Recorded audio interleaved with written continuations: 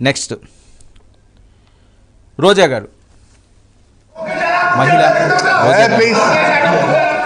రోజా గారి గురించి వేరే చెప్పాల్సిన అవసరం లేదు. ఒక మంచి నటి, గొప్ప నటి, చిరంజీవి గారితో, బాలకృష్ణ గారితో, నాగార్జున గారితో, మహామోహులతో అప్పట్లో వెండి తెరని వేలిన క్వీన్ ఆవిడ రోజా. రాజకీయాల్లోకి వచ్చేసరికల్లా అవన్నీ కాలగర్భంలో కలిసిపోయినాయి.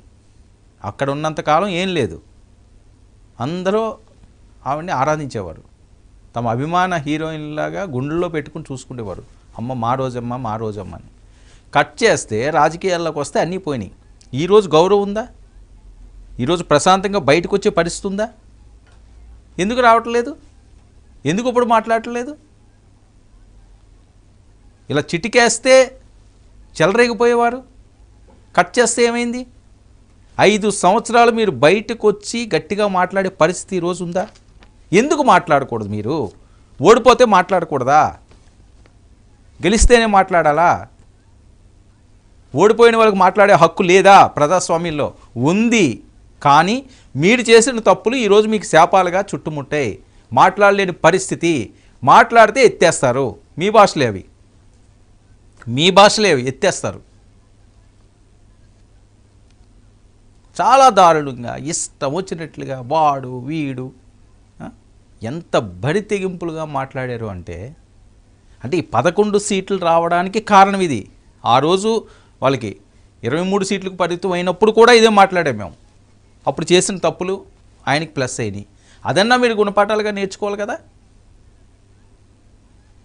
మరొక అంశం ఏంటంటే, రోజా గారు తెలుగుదేశం పార్టీ నుంచి వచ్చిన ఆవిడ, చంద్రబాబు నాయుడు గారి దగ్గర నుంచి వచ్చిన ఆవిడ, టీడీపీ మహిళా అధ్యక్షురాలు చేసిన ఆవిడ. ఒక్కసారిగా పార్టీ మారి కండువా మారితే అన్నీ పోతాయా? లోకేష్ ఎవడో తెలియదు, చంద్రబాబు ఎవరో తెలియదు, భువనేశ్వరి గారు ఎవరో తెలియదు.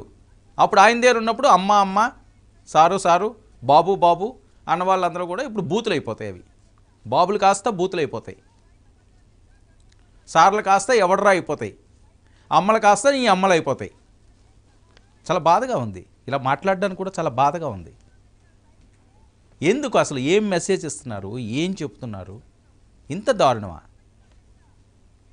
ఆ క్షణిక పదవి కోసమా? 5 సంవత్సరాల ముచ్చట కోసమా ఇవన్నీ? ఒకసారి ఆవిడ బయట ప్లే చేయండి.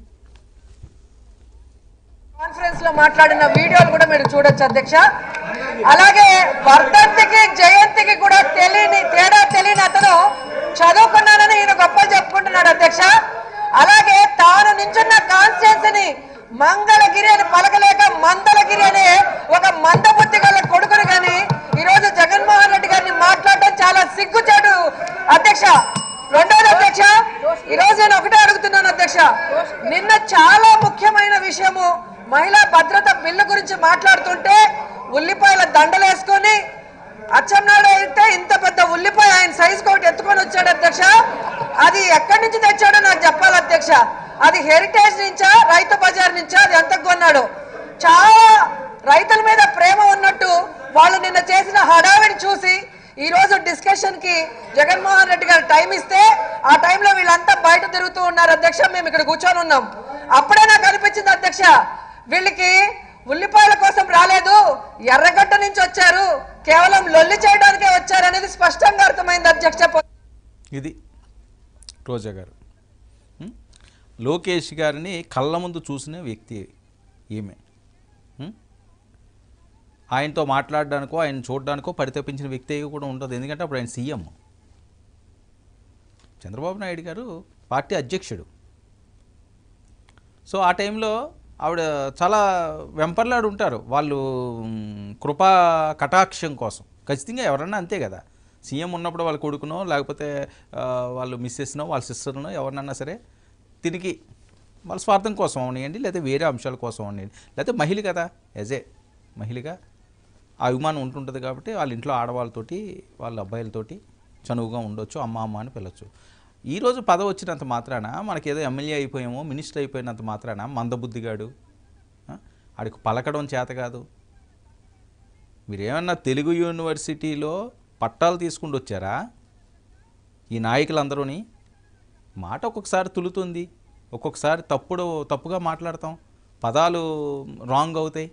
అంత మాత్రాన మందబుద్ధిగాడు, పనికి మాలిన వాళ్ళు, ఇంకెందుకు పనికిరారు వాళ్ళు కట్ చేస్తే ఏమైంది? ఈరోజు ఐటీ మంత్రి కూర్చున్నాడు. మీరు రెచ్చగొట్టి కూటమి పార్టీకి ఇన్ని సీట్లు ఇచ్చారు ప్రజల దగ్గర నుంచి. చాలా చీ అనిపించుకోండి, ఇది వాస్తవం. ఎందుకంటే మీరు ఈ రకంగా వెళ్ళకపోతే అలా జరగకపోనేమో. మీ మాటలే ఇవన్నీ కూడా. మీరే ప్రజల్ని అసహించుకుంటేలా చేసుకున్నారు. మీ నెత్తిని మీరే చేయి పెట్టుకున్నారు. భస్మాసుర హస్తం అంటారు దీన్ని. అది ఎవ్వరు ఏం చేయరు. భస్మాసురుడు చాలా బలమైనోడు, అతనికి తిరుగు లేదు. ముల్లోకాలని గడగడలాడించిన వ్యక్తి భస్మాసురుడు. ఆయన ఎలా చంపాలరా అనుకుంటే ఆయన తీసుకున్న వరం ఏంటి? ఎవరి వల్ల కూడా నాకు చావు రాకూడదు. తన నెత్తి మీద తను చేయి పెట్టుకున్నప్పుడు మాత్రమే సస్తాడు, ఆయన చనిపోతాడు. ఏమైంది? విష్ణు వచ్చి ఓ స్కెచ్ గీశాడు, అయిపోయింది, భస్మం అయిపోయాడు. అంత గడగడలాడించిన వ్యక్తి కూడా. ఎందుకంటే స్వయంకృతాపరాధాలు ఇవి. మనం చేసిన తప్పులు మనల్ని వెంటాడతాయి. నేను ముందు చెప్పాను కదా, కర్మ రిపీట్స్. అదే